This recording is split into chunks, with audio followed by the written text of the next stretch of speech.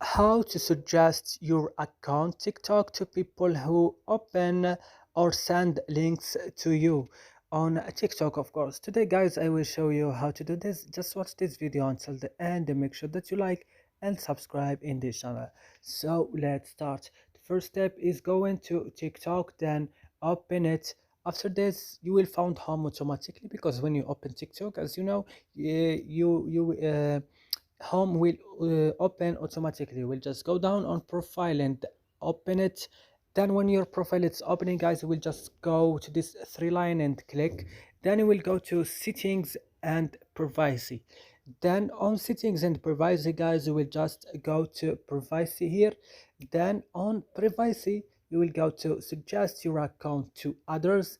So you will find here this option, people who open or send links to you. You will just turn on by clicking here on this icon, and that's it. It will work with you. That's it. I hope this video is helpful. Don't forget to like and subscribe in this channel, and see you next.